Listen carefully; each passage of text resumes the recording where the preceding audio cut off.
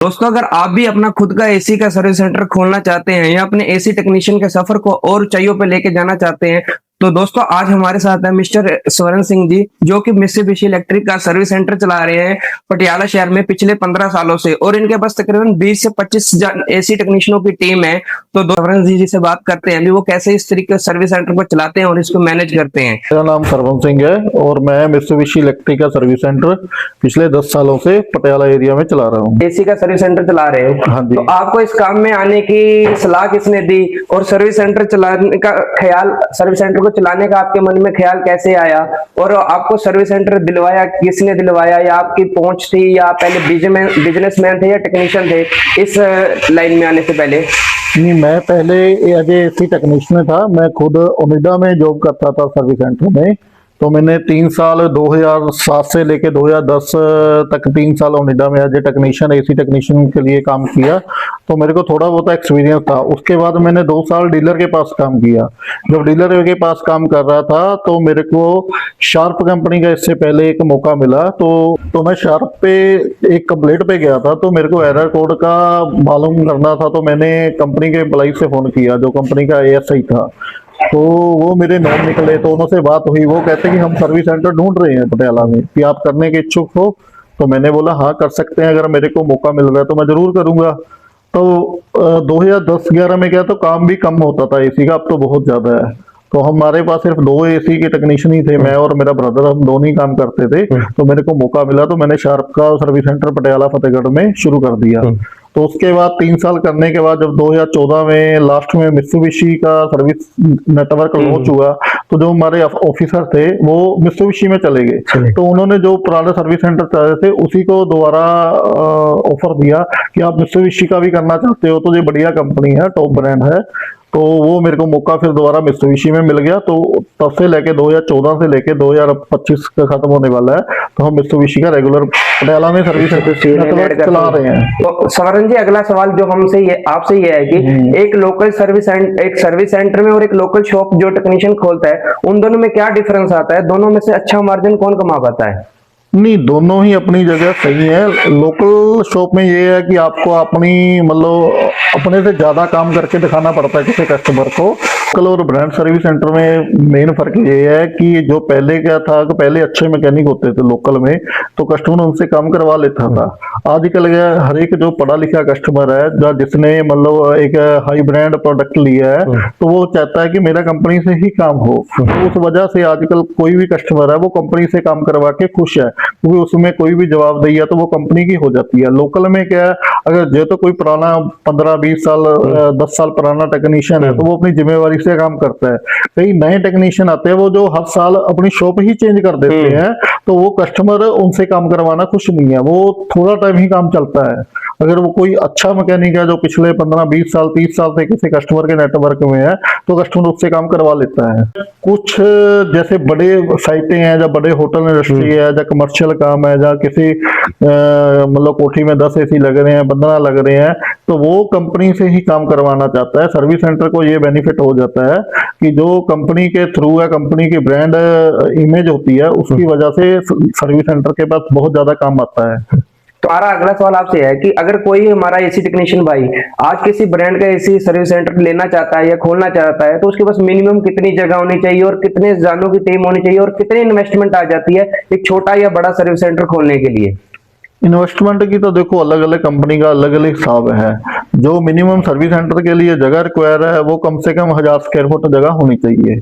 उसमें ऑफिस और वर्कशॉप कितनी कितनी होगी? ऑफिस तो जो अगर आपका है मतलब कि 300 स्क्वायर फुट का एरिया, उसमें ऑफिस बन जाएगा। बाकी 600-700 स्क्वायर फुट वर्कशॉप में होनी चाहिए। और टीम कितनी होनी चाहिए उसके पास? टीम वो देखो एरिया पे एरिया डिपेंड करता है। अगर आप लोकल काम कर रहे हो, आपका एरिया की कितनी खोलने आती है उसकी वजह से, लेकिन कम से कम 6-7 टीमें उसकी अपनी टीमें होनी चाहिए।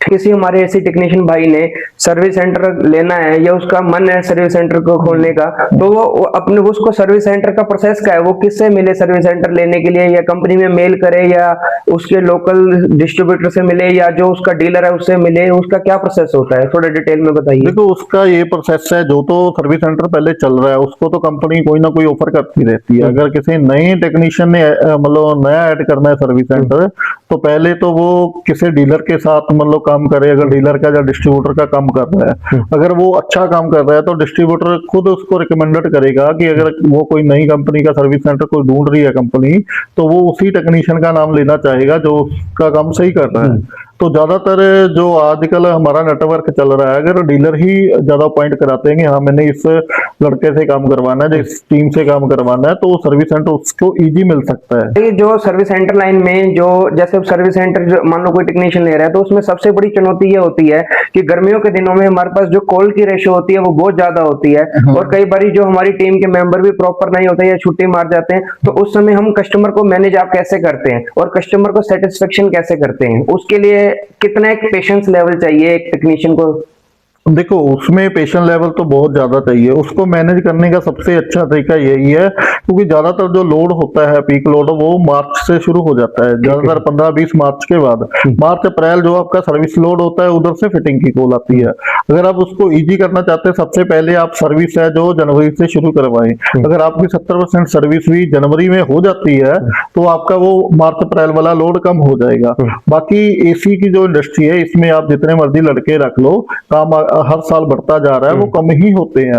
अगर मान लो आपके पास 10 लड़कों की टीम है, काम आपके पास 30 लड़कों का आ गया, वो 10 लड़कों की टीम आप 15 का काम कर सकती है, वो 30 का नहीं करेगी। तो कस्टमर को वो बहुत प्यार से समझाना पड़ता है, भाई काम का लोड ज्यादा है, आपका 2 दिन लगेगा, 3 दिन लगेगा, अगले दिन होगा, वो कस्टमर को मतलब रिक्वेस्ट मोड पे ही समझाना पड़ता है। तो आपकी कोशिश यही होनी चाहिए कि आप जितना से ज्यादा सर्विस लोड है वो पहले ही कम करके रखें। अगर आपकी सर्विस हो चुकी है तो बाद में आप इजी रहोगे। और दूसरा मेन ये होता है कि जो नो कूलिंग की कंप्लेंट आनी शुरू होती है अप्रैल मई में, उसके आप में मतलब जो 2-3 सीनियर टेक्नीशियन है, कोशिश करो उनको भेजो, वो सिंगल टाइम में आपकी कॉल ओके हो जाएगी। अगर सिंगल टाइम में ओके हो जाएगी, रिपीट नहीं आएगी, तो उसमें आपको बेनिफिट ये होगा कि आपका लोड कम होगा।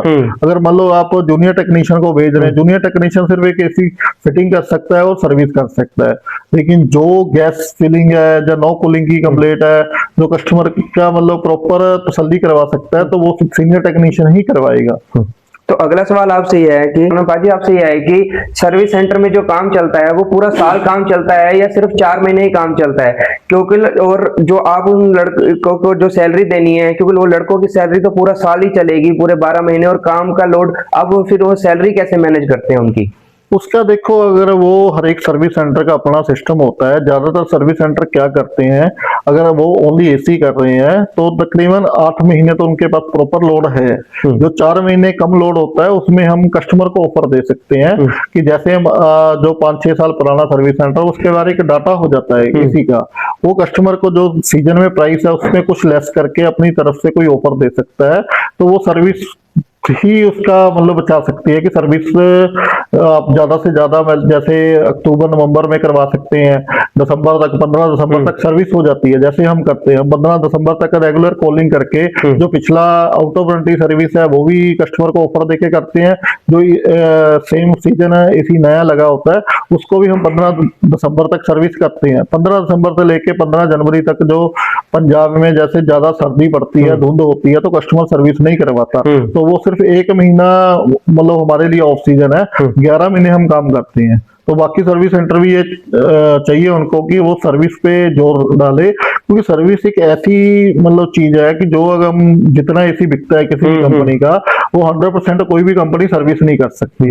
अगर वो 70% भी सर्विस कर लेगी तो उसके 12 महीने के खर्चे उनकी टीम के निकल जाते हैं। और जैसे आप पीछे कॉलिंग के लिए कह रहे हो, तो कॉलिंग के लिए पीछे बैकएंड पे आपकी कितने जानों की टीम रहनी चाहिए मिनिमम, जो उसको ऑपरेट करती है? मिनिमम कम से कम आपके लिए 2% तो कॉलिंग के लिए रहना चाहिए, मतलब जो सिस्टम देखता है। जैसे सर्दी में काम ऑटो मोड पे कम आता है तो आपने आउटपुट अपनी देनी है, तो आपकी अगर 2 पर्सन है सीआरएम पे, एक वो सिस्टम देखेगा, दूसरे को आप कॉलिंग पे लगा सकते हैं।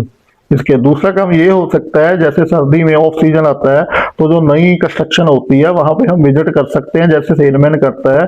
तो कॉपर पाइपिंग है, जो कोई ऐसी साइट है, वो अपने लिए ढूंढ सकते हैं। मतलब अगर 10 कस्टमर के लिए हम नई कंस्ट्रक्शन पे जाएंगे, उसमें 1 या 2 तो हमारे पास वापिस आएगा, अगर वो 2 भी आ गया तो अपना 15 दिन का खर्चा निकल जाता है। अगला सवाल आपसे ये है स्वर्ण जी, जैसे बहुत सारे टेक्नीशियन ने सुना भी होगा, हमने भी देखा है मार्केट में, कंपनियां क्या करती हैं, सर्विस सेंटर 6 महीने या साल या 2 साल बाद एक एक ही किसी टेक्नीशियन के पास सर्विस सेंटर रहता है, तो उसके बाद वो अपना सर्विस सेंटर चेंज कर देती है, हर 2-3 साल बाद अपना एक सर्विस सेंटर चेंज कर देते हैं, नए जाने को सर्विस सेंटर देते हैं। उसका रीजन क्या होता है, और उसको वो कोई भी टेक्नीशियन अगर सर्विस सेंटर है उसको लंबे समय तक चलाने के लिए क्या स्कीम है कि वो अपना सर्विस सेंटर अच्छे तरीके से मेंटेन कर सके? देखो, अगर लंबे समय के चलाना चाहिए तो वो का मेन रीजन यही है कि आपके पास जो सिस्टम है, कोई भी कंपनी हो उसने सिस्टम देखना है। आप कई मतलब सर्विस सेंटर वाले क्या करते हैं, उनके लिए मतलब पीछे बैक एंड पे आदमी नहीं है, तो वो मैनुअल तो काम करते हैं लेकिन सिस्टम पे कोई काम शो नहीं होता। लेकिन कंपनी को, जो कोई भी कंपनी काम करती है वो सिस्टम के थ्रू करती है। अगर हमारा सिस्टम स्ट्रॉन्ग हो रहा है, हमारी कंप्लेंट सेम डे क्लोज हो रही है, अगर नेक्स्ट डे क्लोज हो रही है, रिपीट कंप्लेंट कम है, हम ईमानदारी से काम कर रहे हैं, तो कंपनी जल्दी जल्दी नहीं बदलती। अगर हम मान लो हमारे पास कॉल आई है, हमने 3 दिन कस्टमर को कॉल ही नहीं की, तो ऐसे जब केस बढ़ते जाते हैं तो कंपनी के पास उसकी नेगेटिव रिपोर्ट जाती है, डिस्ट्रीब्यूटर भी खराब होता है, तो कंपनी उस रीजन से चेंज करती है सर्विस सेंटर। वैसे कोई कंपनी, अगर आप स्मूथली काम कर रहे हो तो कोई प्रॉब्लम नहीं आती, कोई सा कंपनी ऐसे चेंज नहीं करना चाहती। और एक सवाल हो रहा है आपसे, जैसे बहुत सारी कंपनियां हमने सुना है कि जैसे आपकी जितनी भी बिलिंग होती है तो उसका वो हमेशा सामान ही भेज देती हैं और उसको प्रॉपर अमाउंट नहीं देती, तो ये इस बात में कितने एक सच है? इसमें देखो, ज्यादातर 70% 60% कंपनी ऐसे ही करती है। अगर आपका जितना बिल बनता है तो उसका 80% आपको सामान में बिलिंग कर देती है, लेकिन 20-30% कंपनी ऐसी है जितनी आपकी अमाउंट बनती है, आप काम कर रहे हो तो आपको जितना आपको सामान चाहिए वो उतना ही सामान बिल करेगी। वो अलग अलग हर एक कंपनी के पैरामीटर है, उसमें हम ज्यादा नहीं बोल सकते। तो अगला एक सवाल आपसे, मेन सवाल ये है, जो लोग जीरो से शुरू कर रहे हैं, अब जो हमारे टेक्नीशियन भाई हैं या हेल्पर हैं या जो भी काम सीखने में, जो लोग जीरो से शुरू कर रहे हैं, तो उनके लिए आपकी एक एडवाइस क्या रहेगी, जो अपने जीवन में आपने एक स्ट्रगल देखा हो या आपने जो चीज की कमी रह गई हो, जो आपने कहा भी शायद मैं उस टाइम इस तरह से कर लेता तो आज मैं शायद किसी और लेवल पे होता, तो ऐसी कौन सी कमी या प्लस पॉइंट है जो आप बताना चाहोगे हमारे व्यूवर्स को? मेन तो देखो यही है, एक तो अपना जो काम है, जितना हमारे को काम आता है वो काम ईमानदारी से करना चाहिए। अगर मान लो आपको किसी चीज का नहीं मालूम है, या किसी एरर का नहीं मालूम, या कोई काम में कोई कमी है, तो उसका अपने सीनियर टेक्नीशियन से या सीनियर कोई भी अपनी लाइन का मतलब पर्सन हो, उससे बातचीत करनी चाहिए, अपनी कमी को दूर करना चाहिए। मेन जो बात है, अगर हम कई बात है हम अपनी कमी मानते नहीं है, अगर हम अपनी कमी दूर करेंगे, हम सीखने की एक भावना होनी चाहिए कि हमने सीखना है, अपने काम को जितना हम साफ सुथरा कर सकते हैं। एक तो ये देखो कि कोई भी हम वैसे बोल देते हैं यार वो कस्टमर खराब था, 5% कस्टमर हो सकता है खराब हो, 95% कस्टमर सही होता है। हम एक ये बात सोचो कि ये अगर एसी कोई लग रहा है वो मेरा एसी है, अब अपने घर में एसी है, अगर हम वो चीज सोच के काम करेंगे, मैं अपने घर में कैसे काम करूंगा, तो वो अच्छा होगा आपके लिए। अगर आपका काम सही है, आप एक कस्टमर पे गए हो, कस्टमर को अपने एक फर्ज समझ के हम काम कर रहे हैं, तो वो कस्टमर एक की बजाय आपको 10 कस्टमर देगा। अगर 10 कस्टमर आगे 10 देंगे, तो ऐसे करते करते आपका कॉल वॉल्यूम बढ़ता जाएगा। अगर आप एक डीलर का काम कर रहे हो, या एक डिस्ट्रीब्यूटर का काम कर रहे हो, या एक सर्विस सेंटर पे काम कर रहे हो, अगर आप सही काम करोगे तो उसको आपको बैक मिलेगा ही मिलेगा। जब आपने जो अपने आपके पास टेक्नीशियन की जो टीम है, तो आपका रिलेशन उनके साथ कैसे रहता है? जो वो आपके पास जो लास्ट टाइम से आपके पास जो टेक्नीशियन काम कर रहे हैं, वो कितने पुराने आपके पास टेक्नीशियन है, और आप उनको कैसे मैनेज करके रखते हो कि वो आपके पास ही रहे, कहीं भागे ना? क्योंकि सबसे बड़ी सर्विस सेंटरों में दिक्कत यही रहती है, भी लड़के भाग जाते हैं, लड़के दिखते नहीं। उसका यही है कि आपको देखो फ्रेंडली माहौल बनाना चाहिए। मेरे पास जो लड़के हैं वो तकरीबन हम जैसे छोटे भाइयों जैसे मानते हैं उनको, तकरीबन सभी हमारे से ही काम सीखे हैं, हमारे पास ही काम कर रहे हैं, तो उनकी जो दुख दर्द है वो समझना चाहिए, उसको घर में क्या तकलीफ है उनको समझना चाहिए। छुट्टी का ठीक है, छुट्टी का चलता रहता है। एक सर्विस सेंटर में या एक मतलब जो गुरु चेले वाला काम है वो तो थोड़ा बहुत दिक्कत परेशानी रहती है, वो छुट्टी भी चलती रहती है थोड़ी बहुत। यही है कि आपको उनको भी समझना चाहिए, उनको अगर कोई कमी पेशी है तो प्यार से बताना चाहिए, ये चीज है ये चीज है। अगर वो एक्स्ट्रा काम आपको करके दे रहे हैं तो उसका बेनिफिट आपको उसका ओवर टाइम के थ्रू भी दे सकते हैं, इंसेंटिव के रूप में भी दे सकते हैं, या कोई वैसे फंड टाइप है, या किसी कहीं आपको टूर भी दे सकते हैं। जैसे कोई सर्विस सेंटर के थ्रू कोई टूर नहीं देता, कोई सर्विस के लिए ऐसा काम नहीं करता, वो डीलरों के लिए करता है। तो आप लड़कों को जैसे ऑफ सीजन है 15 दिन आगे 2-3 दिन कहीं घूमने जा सकते हैं, तो उनके एक रिलेशन बनाने का यही है भी जितना आप प्यार से रहेंगे उतना प्यार से ही वो आपके साथ रहेंगे। एक सवाल आपसे हो रहा है, ज्यादातर आपने भी देखा होगा और आपने भी सुना होगा भी ऐसा अपने जो हमारे सर्विस सेंटर में लड़के काम करते हैं, बाई चांस किसी का अनहोनी हो जाती है या टूल्स प्रॉपर नहीं होते, जैसे एसी ब्लास्ट होते हैं, तो उस कंडीशन में आप अपने लड़कों को कैसे गाइड करते हैं? जैसे नई इन्वर्टर टेक्नोलॉजी आ गई है, नई टेक्नोलॉजी आ रही है, केवल हमारी पहले जो यूज होती थी टेक्नोलॉजी वो पुरानी थी, अब नहीं होगी, और टूल्स और सेफ्टी के रिलेटेड आपके क्या विचार है? उसमें यही है, देखो अगर कोई भी काम जैसे नाइट्रोजन में सेफ्टी है, नाइट्रोजन अगर आप फिल करके आ रहे हो तो हमारी टीम का क्या होता है कि कोशिश यही होती है अगर पहली बार जो टेक्नीशियन गया है अगर नाइट्रोजन फिलिंग करके आया है तो दूसरी बार भी वही जाएगा, तो उसको मालूम है भी उसने क्या काम किया क्या नहीं किया। गैसेस के बारे में हम हफ्ते 10 दिन में एक आधी बार जब फ्री होते हैं, कई बार 5-10 मिनट चाय वगैरह का टाइम होता है तो सभी आपस में डिस्कस करते हैं भी सीनियर जूनियर जितने भी बैठ के भी ऐसे काम करना है भी हमने मतलब कोई भी प्रॉब्लम ना हो, किसी को दिक्कत ना हो, गैसेस में प्रॉब्लम है या कोई इश्यू है। मेन रीजन होता है जैसे हम एसी लगाने चले गए या सर्विस करने चले गए, वहाँ पोड़ी गोड़ी प्रॉपर नहीं है, कई बार हम शॉर्टकट लगा देते हैं कि प्लास्टिक का स्टूल यूज कर लिया या लकड़ की गोड़ी ऐसे यूज कर ली कि जिसमें गिरने का डर हो, तो उसमें क्या कल को चोट लगेगी तो कस्टमर अपना नहीं करेगा। उसका यह है कि पहले हम जहाँ काम कर रहे हैं वो जगह साफ सुथरी होनी चाहिए, वहां पे हम करना चाहिए और प्रॉपर मतलब कि टूल हमारे पास होना चाहिए कि कल को मतलब हम टूल से अगर साफ सुथरा टूल है तो हमारे वो काम भी अच्छा होगा और चोट भी नहीं लग सकती है। तो दूसरा ये है कि जितने भी हम टेक्नीशियन होने चाहिए ना, हमारे खुद भी और हमारे पास जितने लड़के काम कर रहे हैं तो उसकी एक हेल्थ इंश्योरेंस जरूरी करवानी चाहिए, एक्सीडेंटल इंश्योरेंस जिसको हम बोल देते हैं। उसमें क्या है कि कल को कुछ अनहोनी ना मतलब हो या हो जाए मतलब उसमें कुदरती, तो वो उसको फंड कुछ ना कुछ उसके घर वालों को मिल सकता है, और मान लो कोई उसके चोट लग गई तो 2-3 महीने की सैलरी है जो गवर्नमेंट से हम ले सकें, वो करना जरूरी होना चाहिए। अगर आपको भी सर्विस सेंटर खोलने का विचार आ रहा है या आपने इस पॉडकास्ट से कुछ सीखा हो तो नीचे कमेंट जरूर करें। पाजी से कोई भी अगर जुड़ना चाहता है या इनका सर्विस सेंटर से रिलेटेड कुछ भी सवाल हो, या पटियाला से अगर आप देख रहे हो कोई भी आप काम करवाना चाहते हैं तो नीचे इनका कमेंट में नीचे नंबर दिया हुआ है, तो आप इनके मोबाइल नंबर से इनके संपर्क भी कर सकते हो। तो दोस्तों अगर आपको वीडियो अच्छी लगी हो वीडियो को शेयर करें, लाइक करें, सब्सक्राइब करें हमारे चैनल को। Thank you for watching.